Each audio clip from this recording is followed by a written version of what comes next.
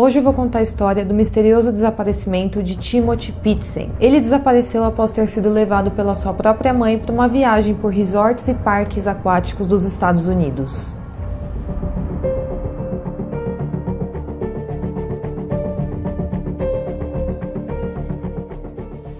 Olá pessoal, eu sou a Giovana e esse é o canal Caixa de Pandora. Para quem é novo aqui, não se esqueça de deixar uma curtida aqui no meu vídeo e se inscrever no meu canal. Também não se esqueça de acionar o sininho aqui para receber notificações sobre nossos vídeos postados todas terças e quintas. A gente posta bastante casos legais aqui, então me segue aí para acompanhar. Me segue também nas minhas outras redes sociais que vão estar aqui na tela. Eu espero muito que vocês gostem, fiquem comigo até o final do vídeo e bora pro caso de hoje. Timothy Pietzen nasceu em Aurora, uma cidade do estado de Illinois, nos Estados Unidos, no dia 18 de outubro de 2004, filho único de James Pietzen e de Amy Johan Mary Fry Pietzen. Ele tinha 6 anos na época dos fatos. Eles eram aparentemente uma família comum que viviam sua vida comum em uma cidade bastante tranquila. Quem convivia com os Pietzen dizia que eles aparentavam ser uma família feliz e que Timothy era um menino brincalhão e muito sorridente. Em mais uma manhã, como tantas outras, dia 11 de maio de 2011, James, o pai de Timothy, deixou seu filho na escola. O combinado da família era que James iria buscar o filho depois da aula, porém pouco tempo depois que chegou à escola, a mãe de Timothy buscou o filho por volta das 8 horas da manhã, alegando que tinha acontecido uma emergência familiar. Isso aconteceu antes que o expediente de aula daquela manhã terminasse. Os próximos passos da mulher envolvem um grande mistério. O James, quando foi buscar o filho na escola, ficou surpreso ao saber que sua esposa havia passado para buscar o menino mais cedo sem avisar. Porém, ele achou que a mulher só estava chateada com ele e que precisava espairecer junto com o filho, então ela teria pegado o filho ali para sair para passear um pouco com ele. Mas o dia passou e James não conseguiu nenhum contato com a esposa, e então ele começou a achar estranho aquela situação. Ele chegou a ligar para parentes próximos para perguntar sobre a esposa, mas ninguém sabia sobre o paradeiro de Amy e de Timothy. Sem nenhuma resposta, James acionou a polícia no dia seguinte, quando o filho e a mulher não voltaram para casa. Segundo o próprio James, ele e a esposa às vezes tinham alguns desentendimentos e certa vez chegaram a cogitar a separação. Amy lutava contra a depressão e já tinha tentado tirar a própria vida alguns anos antes. Mas ele também disse que desde então tudo estava sob controle porque Amy estava tomando remédios controlados para sua doença. A Amy também carregava alguns traumas de relacionamentos passados, isso porque ela já tinha enfrentado 3 divórcios e dizia ter medo de perder a guarda do seu filho caso James decidisse se divorciar dela. Então James começou a refletir, começou a se lembrar desses atos após o sumiço misterioso da esposa junto com seu filho. Após a polícia ser acionada, se iniciou as buscas e logo descobriram que, após ter tirado o filho da escola, alegando uma emergência familiar, Amy levou o menino para uma viagem ao meio oeste dos Estados Unidos. Primeiro ela deixou o carro em uma oficina mecânica às 10 da manhã e enquanto o carro estava arrumando na oficina, um funcionário do local levou Amy e Timothy ao zoológico de Brookfield, onde foram filmados passeando pelas câmeras de segurança. Às 3 horas da tarde, Amy voltou com o filho para pegar o carro e então dirigiu para um resort e parque aquático chamado Kaylee Cove Resort. Eles passaram a noite nesse local. Na manhã seguinte, dia 12 de maio de 2011, eles foram para outro resort e parque aquático chamado Kalahari Resort, dessa vez no estado de Wisconsin, e foram vistos por imagens de segurança na fila do caixa às 10 horas da manhã. Essa foi a última vez que Timothy foi visto. Quando a polícia teve acesso a essas imagens e conseguiu refazer os passos de Amy, já era tarde demais para localizar ela em qualquer um desses lugares. Ela já havia desaparecido.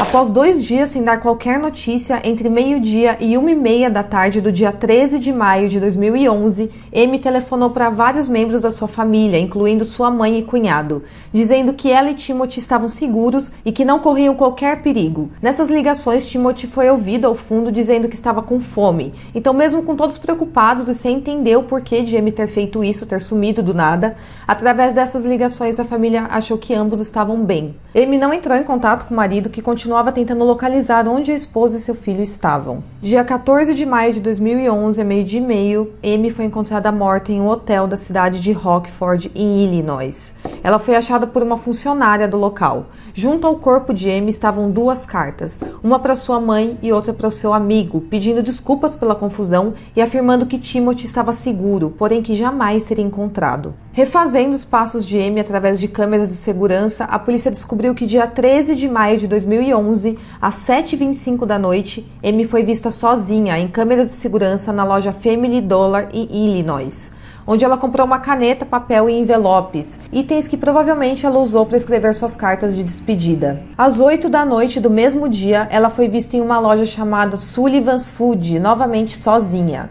Às 11h15 daquela mesma noite, ela deu entrada no hotel onde foi encontrada sem vida. Em algum momento naquela noite ou na manhã seguinte, ela tirou a própria vida cortando os pulsos e o pescoço e tomando uma overdose de antihistamínicos, um remédio antialérgico, mas que, se usado em grandes quantidades, pode ser letal. A 12h30 do dia 14 de maio de 2011, seu corpo foi encontrado pela empregada do hotel, junto com seu bilhete. Já Timothy continuava desaparecido.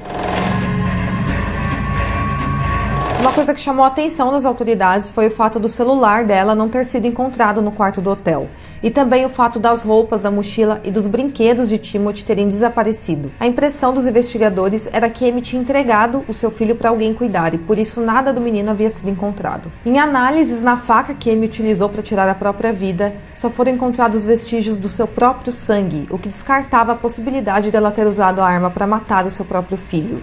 Porém, no banco de trás do seu carro foi encontrada uma quantidade preocupante de sangue que pertencia ao Timothy.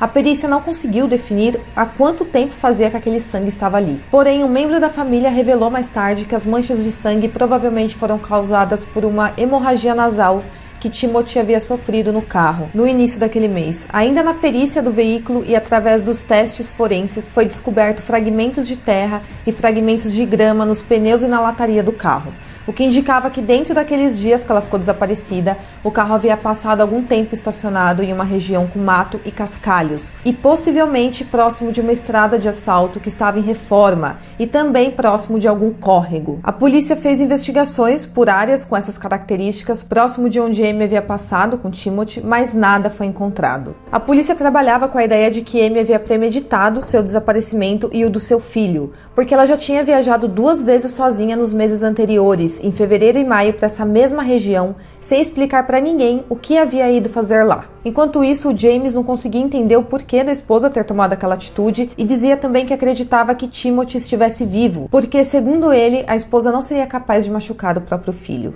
Apesar de todos os esforços da investigação, o Timothy não foi encontrado. 2 anos depois, em 2013, o celular usado por Amy foi finalmente localizado na beira de uma estrada chamada Rota 78, no estado de Illinois. O aparelho telefônico foi passado por perícias em busca de novas pistas que pudessem contribuir para descobrir o paradeiro de Timothy, porém no celular não tinha nenhuma pista que pudesse dar um andamento no caso.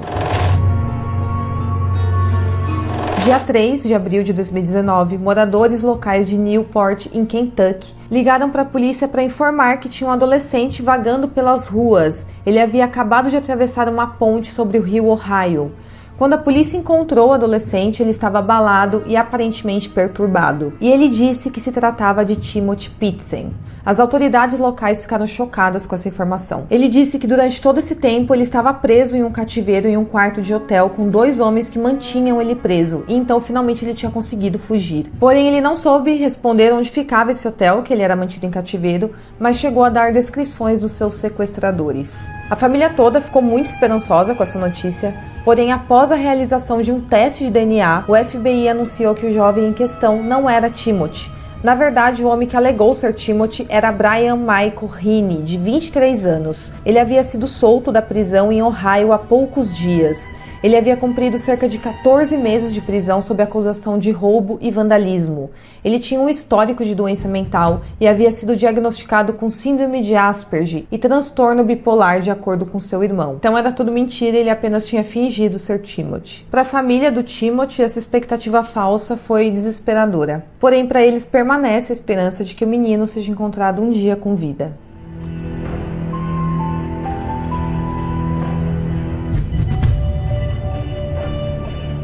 Bom, pessoal, esse é o caso de hoje. Espero muito que vocês tenham gostado do vídeo. Não se esqueça de curtir o meu vídeo, de se inscrever aqui no meu canal. Ajuda muito uma curtida e também a inscrição de vocês aqui. Deixe um comentário falando o que você achou do vídeo. Eu espero muito que vocês tenham gostado e até o próximo vídeo.